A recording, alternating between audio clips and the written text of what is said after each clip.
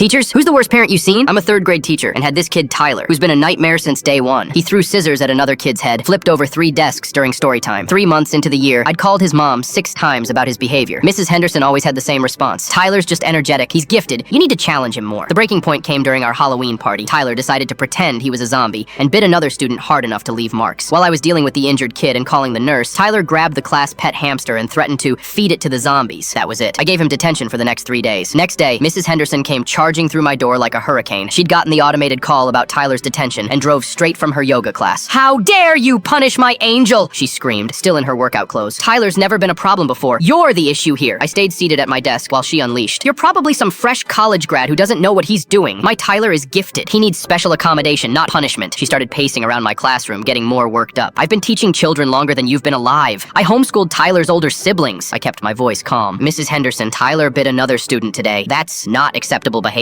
Kids play rough. You're just too sensitive. This generation of teachers is pathetic." She grabbed her phone and started dialing. "I'm calling Principal Donaldson right now. You'll be lucky if you still have a job by tomorrow." The phone rang twice before the school secretary picked up. Mrs. Henderson put it on speaker, clearly wanting me to hear my upcoming doom. "Lincoln Elementary, this is Janet. Janet, get me Principal Donaldson immediately. I need this incompetent teacher fired today." There was a pause. "Ma'am, I'm sorry, but Principal Donaldson retired at the end of last school year." Mrs. Henderson's face twisted with confusion, then rage. "What? Well then get me whoever's running this disaster of a school. That would be our new principal. Would you like me to transfer you?" "Yes! And tell them to get down to room 12 immediately. This teacher is completely unqualified." Janet's voice came back cheerfully. "Oh, you're in room 12. Actually, the principal should already be there. He's been doing classroom observations all week." Mrs. Henderson looked around my empty classroom, confused. "There's nobody here except this useless teacher." "Are you sure? Principal Johnson said he'd be in room 12 during lunch covering class." I watched Mrs. Henderson's face as the pieces slowly clicked together. She stared at me with growing horror. "Wait, what's the principal's name again?" "Principal Johnson. He's the tall guy with dark hair, about 35. Really nice. Used to teach 3rd grade himself." I stood up slowly, walked to my whiteboard, and wrote in big letters, "Principal Johnson, room 12. I turned around with my biggest smile. "Hi, Mrs. Henderson. I'm actually the new principal. I was covering this class today during my building observations. I wanted to see Tyler's behavior firsthand before we made any decisions about his placement. So let me get this straight," I continued. "You want me to fire myself for giving your son detention after he bit another student?" She stammered something about not knowing, about making a mistake. "Oh, but you were so confident about my qualifications 2 minutes ago. Called me incompetent, pathetic, said I should be fired." I sat back down at my desk. "For the record, I have 8 years of teaching experience and a master's degree in education." Mrs. Henderson grabbed her purse and started backing toward the door. I need to go pick up Tyler. Actually, Tyler's in the office right now. We're having a meeting with the school psychologist about his behavioral intervention plan. You're welcome to join us." She shook her head rapidly. No, we're fine. Tyler's fine. Everything's fine." "Are you sure? Because based on what I observed today and your own behavior just now, I think we need to have a serious conversation about expectations and consequences." She practically ran out of my classroom. Tyler switched schools the next week.